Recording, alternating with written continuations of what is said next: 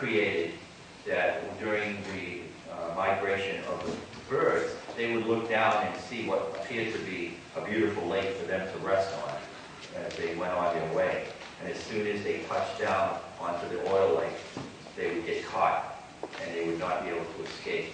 There was some conditions where they tried to save the wildlife, like a marine spill in the ocean where it covers the birds. But there was tens of thousands of birds that were caught and killed. In one lake alone, they counted over 20,000 birds that had been caught and killed in that area as well. Here is the Saudi Arabian coastline. Kuwait is up here. What happened is the Iraqi soldiers turned the spigots on, turned the valves on at the loading port and allowed the oil to just flow into the Persian Gulf unimpeded. And that's why 15 to 20, 22 million barrels of oil was just poured into the Persian Gulf. The water flow is north to south, and it wound up coating the Saudi Arabian coastline for the most part. I don't know if you can see this, but you can see this is the rocky shoreline. This is all oil sludge left over. Mangrove swamps in Saudi Arabia were totally devastated. Wildlife areas, estuaries were totally wiped out during this time. This shows you a little bit of, this is actually water. And so one of the problems is Kuwait does get rain, quite well, we may think. And they depend on, they may get 4 or 5 centimeters of rain a year. But that's very important to the desert farm. What the oil does is it didn't allow this water to infiltrate. So you not only have the chemical contamination by the oil, but you have preventing the water table, the water ecology of the area to be affected as well. This is a road, for the most part, that should be over here. It just shows there's a lot of wind, there's a lot of sand movement in Kuwait. Now I want to make the point that as of today, there's been no major attempt to clean up the oil pollution, oil lakes in Kuwait. And why is that? That's because of political hassling and political issues. I don't know if you remember, but Kuwait went to the UN to sue the Iraqi government for damages, which included environmental damages. The first damages to be settled were loss of life, property, and I think that Iraqis were made to pay, I think, about $40 billion in that. The last component of that lawsuit, that legal battle, was the environment. And so it just got awarded 2006. At the end of 2006, the UN awarded a $3 billion settlement to Kuwait for the environmental and public health damages by the war. That was 15 years later. And things don't stop in the environment and wait. And so you have destruction, you have sand covering, some of that tar, some of that pollution, some of it you may never even be able to find again.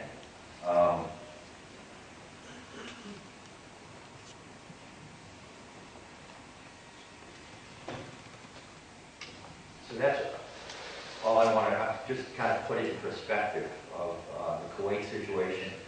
What I've worked a lot in the U.S. is petroleum contamination, mostly products, not crude oil, as we saw in Kuwait here. But we in the U.S. have been looking at, probably since the early 80s, at the cleaning up of petroleum contamination in soils, and that's my area. And so I just wanted to give you a brief kind of overview of how we approach that in the U.S. Now, I have to tell you that this is not how the UN approached the cleanup to Kuwait, but I'll get back to that in a minute. So when you're faced with, and this is true with any type of contamination, that you have to make a decision. And in the U.S., we've gone through an evolution of how to approach cleaning up the environment. So the first response is usually you've polluted the environment, you have to get rid of all of the pollution. So you have to clean up the contaminant so it's non-detectable. That's an incredibly costly approach to environmental contamination. And a lot of times when there's one contaminant, there's usually other contaminants. Your contaminant that you're responsible for may have been there before because of other responsible parties. And so yours was just a small portion of that. So if you're a company or you're a government agency, an industry, and you're being made to clean up to zero, that may be enough to put you out of business. We've had cleanup sites in the U.S. The military, for example, in the U.S.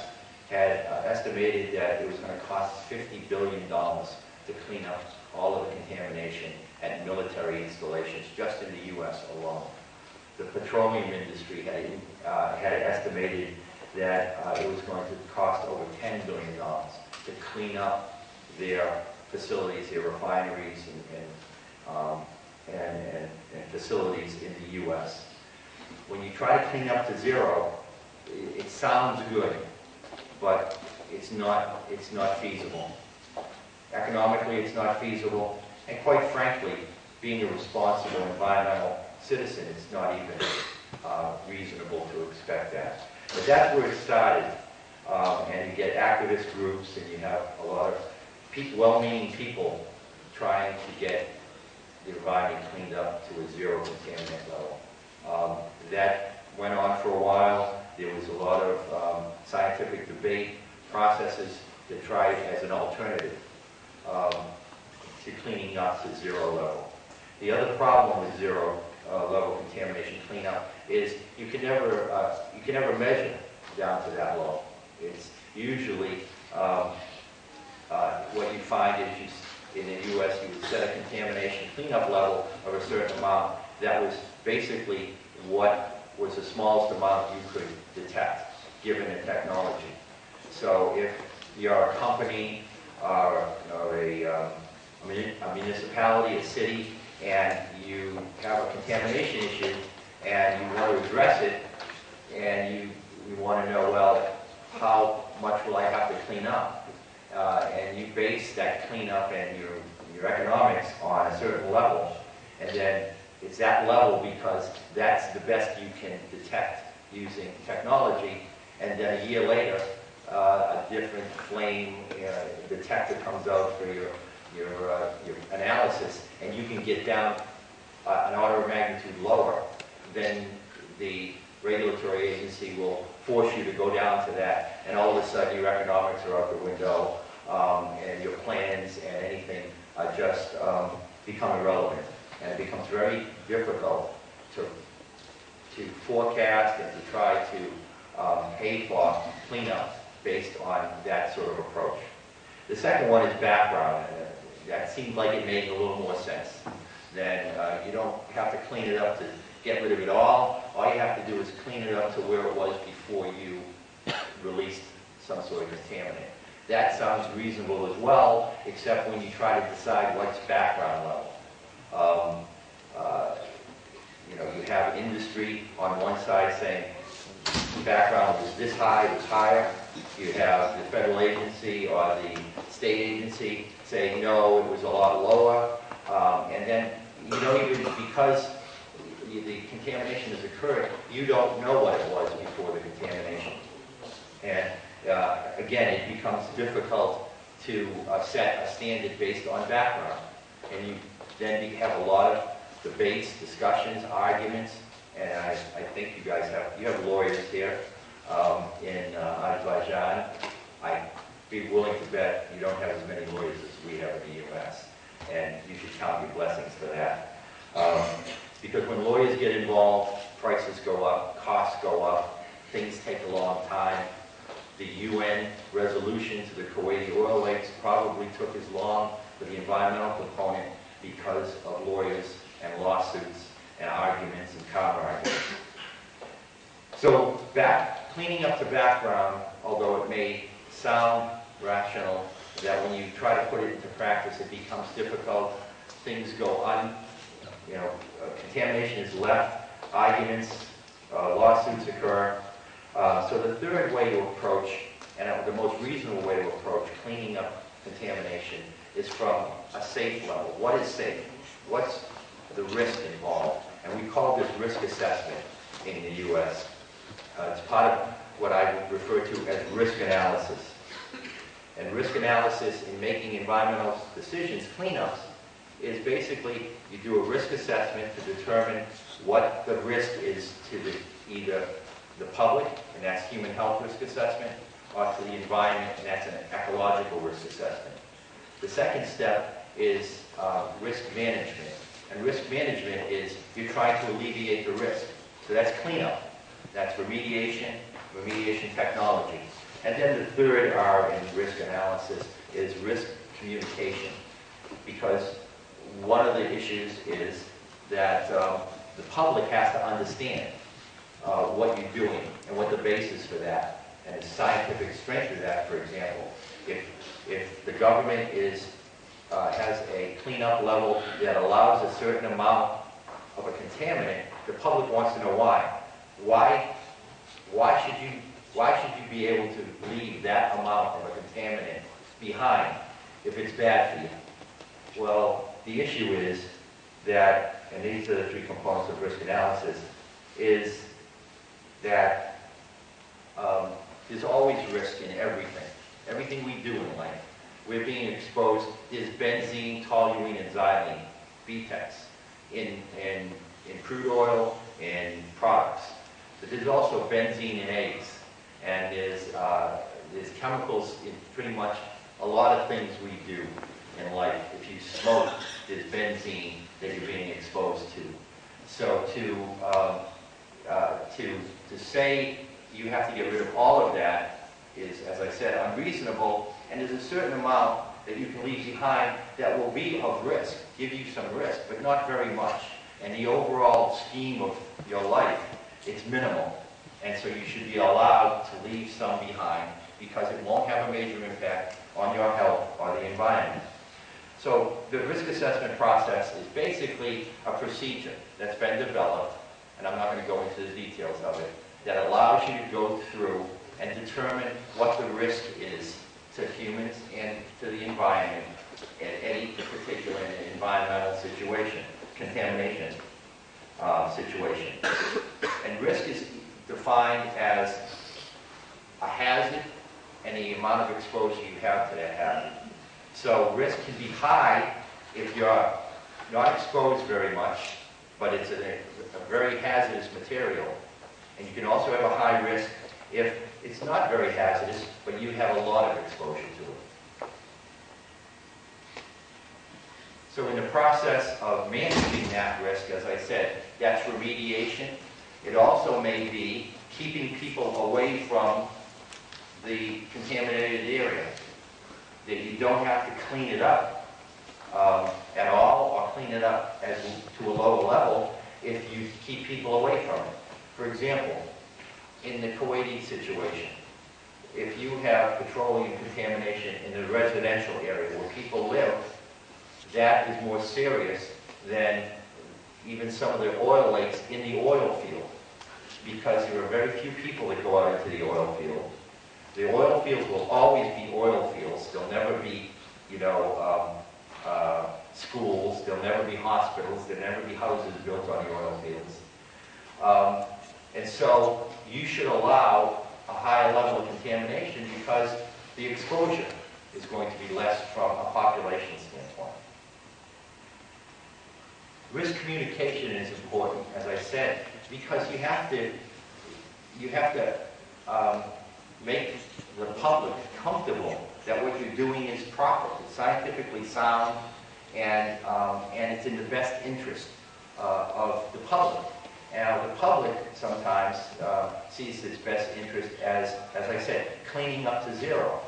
But if cleaning up to zero drives a company out of business, an oil company out of business, for example, there are no more jobs, there's no more oil, there's no more resources, then you may have a clean environment, but you won't have an economy.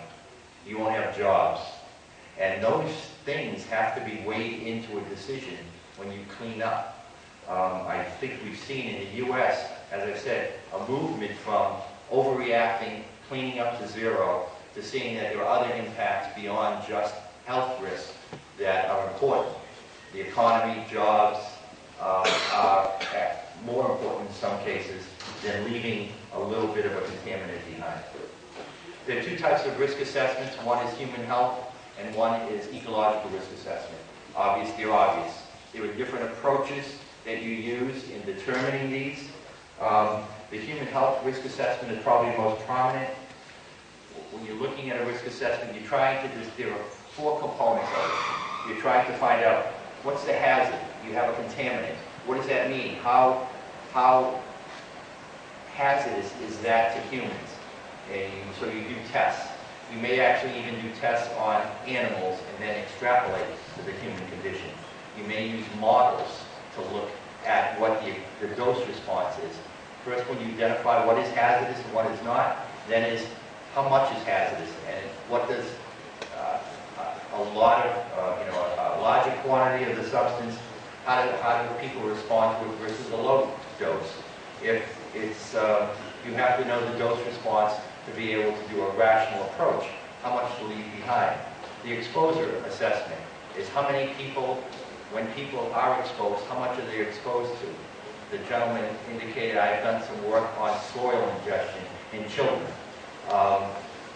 The reason why we've done that is because in a lot of contamination issues, the driving force is the contaminant is bound to soil. It doesn't evaporate, so you don't breathe it. It doesn't get into the groundwater, so you don't drink it. The only way it can get into the body is if you ingest soil or if you inhale dust fumes.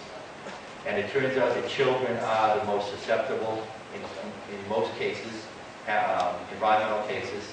They're the most fragile, most susceptible part of the population. And it turns out children eat soil, either willingly, when they will just take handfuls of soil and put it in their mouth, or if they drop their lollipop on the ground, or their hands are sticky and they put their fingers in their mouth. And so we have made a career out of looking at how much soil children ingest, because that will drive the risk assessment, which drives cleanup numbers. We got involved in a project, a chemical project in the United States, where the proposed cleanup level was equal to the proposed cleanup level meant that the company was going to have to spend as much money as the net worth of the company. And so, I'm not an economist, but I know what was going to happen if you forced that. There was going to be no more company. And so the company went to the federal regulators and said, you base those cleanup numbers on a risk assessment that has an exposure element of how much soil children eat that is outrageously high. It was about a pile of soil this high on the desk and this wide every day. That's what the estimate was. And so we were contracted and got a grant to do an actual soil ingestion study on children. And I'll spare you the details of that because it's before lunch and it gets a little it's not the kind of conversation you have before lunch. Help yourself, or you can use modeling. That risk characterization is in taking all of this information and deciding what is the risk of leaving that contaminant there, at what level. So for example, it's X amount of contaminant in this soil, then you can